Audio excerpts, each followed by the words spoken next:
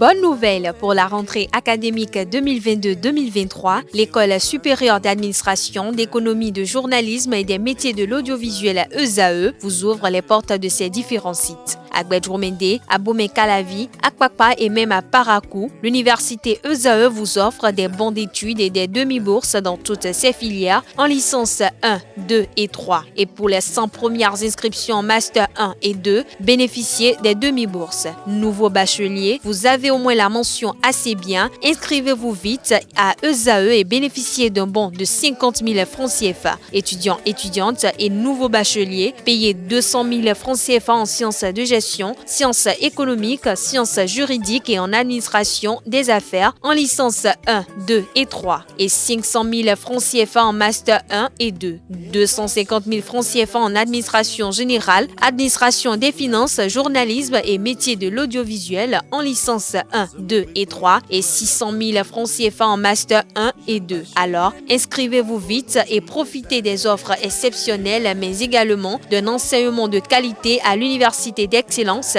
ESAE. Infoline 90 93 65 21 ou le 98 98 14 00.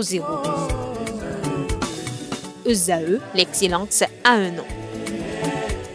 Bonjour à nouveau, chers amis internautes. Le quotidien béninois d'information générale et d'analyse, l'informateur propose ce matin à ses lecteurs législative de 2023, guerre de déclaration autour du quitus fiscal. Retrouvez l'article édifiant à la page 3 de la livraison de ce jeudi matin. Toujours à la une de l'informateur de ce matin, assistance aux sinistrés des inondations. Luc Setonji Atropo, président de l'Association nationale des communes du Bénin et maire de la ville de Cotonou, distribue des vivres à travers le pays. Toujours à la une de l'informateur de ce matin, police républicaine, des fonctionnaires portés disparus recherchés. Retrouvez le communiqué de la direction générale de la police républicaine à cet effet dans les colonnes de la page du matin de l'informateur qui publie également leurs différentes identités. Toujours à la une de l'informateur de ce matin, arrondissement de Djoto, dans la commune de Kouékamé, une tête tranchée retrouvée chez un jeune homme. Des précisions sur ce fait divers dans les colonnes de la parution du matin de l'informateur, dont l'oreille droite de la une de ce matin, comme à chaque parution d'ailleurs, vous invite à découvrir dans les colonnes de sa parution les productions journalistiques rédigées par les étudiants en formation de journalisme à l'École supérieure d'administration d'économie, de journalisme et des métiers de l'audiovisuel ESAE. Le matinal en manchette ce matin, titre législative de 2023, les observations notifiées aux partis politiques ce jour, Edgar Monou et Ahmed Tidjani non partant pour défaut de quitus fiscal. Des précisions sur l'article à la page 2. Toujours à la une de le matinal de ce matin, appel d'un groupe de travail de l'ONU à la libération de Réki Amadougou, de vaines pressions sur le Bénin, retient le journal. Le quotidien Matin Libre en manchette, Assemblée nationale 9e législature pour que ne ressuscite la triste appellation monocolore. Retrouvez l'article du journal à la page 2. Toujours à la une de Matin Libre de ce matin, Bénin, affaire de quitus fiscal, le vrai visage de l'entrepreneuriat, des chiffres qui donnent le tournis, estime le journal. Retrouvez son analyse et son décryptage de la situation à la page 2 de sa livraison de ce matin. Législative de l'année 2023, Epiphane Renfo mobilise la 6e circonscription électorale pour l'Union progressiste, le Renouveau. Nous passons à présent au journal Fraternité qui titre ce matin « Pré-campagne et campagne pour les prochaines élections législatives. L'administration au ralenti » fait observer le journal. Retrouvez son constat alarmant à la page 3 de sa livraison de ce matin. Le challenge en manchette législative de janvier 2023. Voici d'autres barons de la rupture exclus pour défaut de quitus fiscal.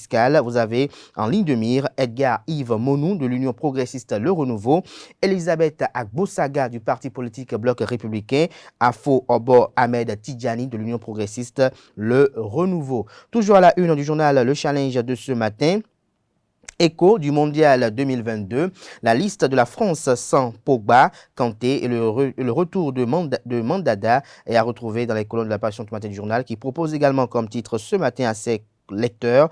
Maîtrise de l'inflation, le Bénin séduit et rassure dans la sous-région. Nous passons à présent à Le Béninois libéré qui libère ce matin en manchette. Procès en sorcellerie de l'opposition contre le directeur général des impôts Nicolas Yenoussi. Et pourtant, la réalité est là. Plusieurs gros morceaux des blocs de talons tombés faute de quitus fiscal. Nadine Okumansou a réglé sa dette de 561 530 francs CFA pour l'avoir. Des précisions à la page 3. Libération de Rekia Madougou, Richard Boni Ouourou appelle à redonner espoir aux populations. Législative de 2023 dans la 16e circonscription électorale, Chantal Aïe active la machine de combat du parti politique Bloc républicain. Insolite, l'ORTB tourne la série Deux femmes, un homme. Des précisions sur ce fait divers à la page 5 de la page ce matin de Le Béninois libéré qui informe qu'au Palais des gouverneurs ce jour, 3 projets de loi seront en examen. Le Grand Regard en manchette parle de revalorisation salariale au Bénin. L'espoir placé en la promesse de talons s'estompe avec le temps, s'interroge le confrère. Le Canard fait savoir en manchette noir sur blanc qu'annoncé à la fin de l'an 2021 par le chef de l'État Patrice Talon, la revalorisation salariale attendue pour 2022 est repoussée à l'année prochaine. Alors qu'elle était attendue pour au plus tard le 1er avril de l'année en cours, le gouvernement a trouvé des raisons pour justifier son incapacité à accomplir cette promesse qui a suscité assez d'espoir au niveau des travailleurs sur la question. Lors de sa dernière sortie médiatique, le porte-parole du gouvernement et secrétaire général adjoint du gouvernement, Wilfried Léandre Humbedji, a invité les Béninois à rester attentifs au vote du budget de l'État, exercice 2023. Nous restons toujours à la une de Le Grand Regard de ce matin. Affaire viol sur la femme d'un pasteur. Le député Razoumé devant le procureur de la République du tribunal de Porto Novo ce jour. L'autre quotidien ce matin en manchette, législative de 2023 et justice fiscale. Payer ses impôts ou dire adieu à ses ambitions politiques, mouvance ou opposition dans le même sac.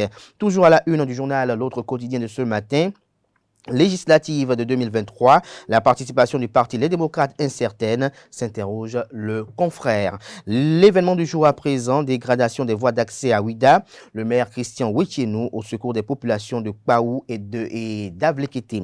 Toujours à la une du même journal ce matin, législative de 8 janvier 2023 au Bénin, une liste électorale informatisée de plus de 6 millions d'électeurs transmise à la Commission électorale nationale autonome Sénat.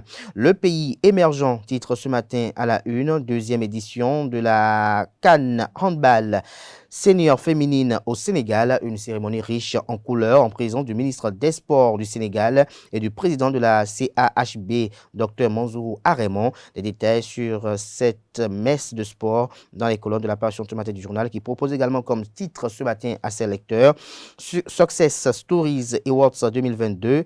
Ghislaine Claude Fagon, directrice du Centre des œuvres universitaires et sociales d'Abomey-Calavi Koussacé, meilleur directeur général femme dans le secteur public, Grand Prix international de l'économie sociale solidaire innovante.